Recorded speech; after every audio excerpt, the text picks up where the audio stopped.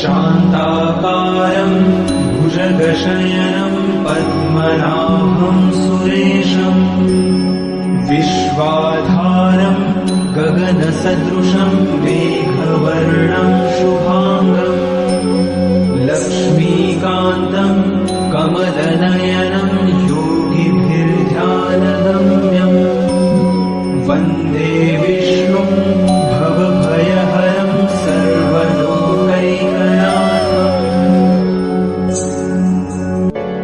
शान्ताकारं भुजगशयनं पद्मनाभं सुरेशं विश्वाधारं गगनसदृशं मेघवर्णं शुभाङ्गं लक्ष्मीकान्तं कमलनयनं योगिभिर्ध्यानगम्यं वन्दे विष्णुं भवभयहरं सर्वलोकैकनाथम्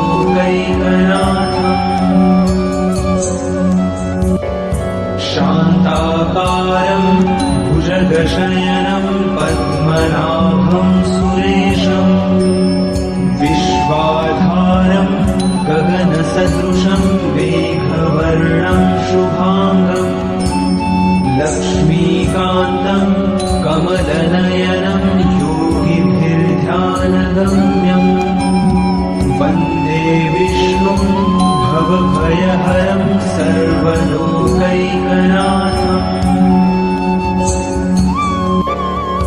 शान्ताकारं भुजगशयनं पद्मनाभं सुरेशं विश्वाधारं गगनसदृशं मेघवर्णं शुभाङ्गं लक्ष्मीकान्तं कमलनयनं योगिभिर्ध्यानगम्यं वन्दे विष्णुं भवभयहरं सर्वलोकैकनाथम्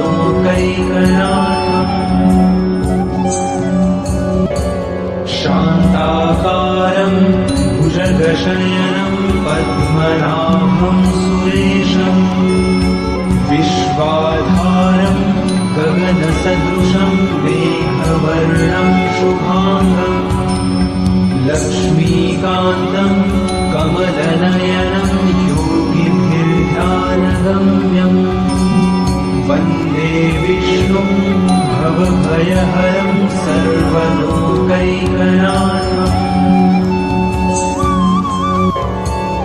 शान्ताकारं भुजगशयनं पद्मनाभं सुरेशं विश्वाधारं गगनसदृशं मेघवर्णं शुभाङ्गं लक्ष्मीकान्तं कमलनयनं योगिभिर्ध्यानगम्यं वन्दे विष्णुं भवभयहरं सर्वलोकैकनाथम्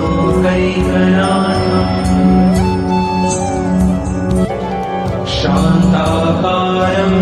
भुजगशयनं पद्मनाभं सुरेशं विश्वाधारं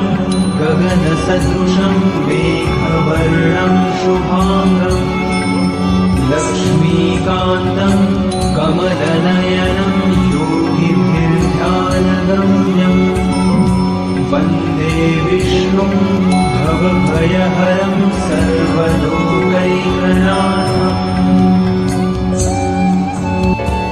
शान्ताकारं भुजगशयनं पद्मनाभं सुरेशं विश्वाधारं गगनसदृशं मेघवर्णं शुभाङ्गं लक्ष्मीकान्तं कमलनयनं योगिभिर्ध्यानगम्यं वन्दे विष्णुं भवभयहरं सर्वलोकैकनाथम्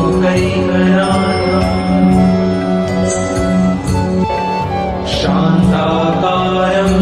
भुजगशयनं पद्मनाभं सुरेशं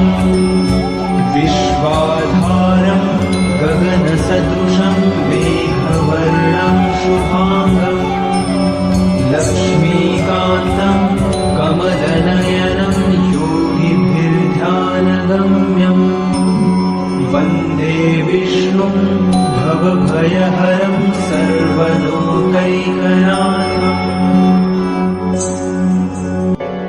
शान्ताकारं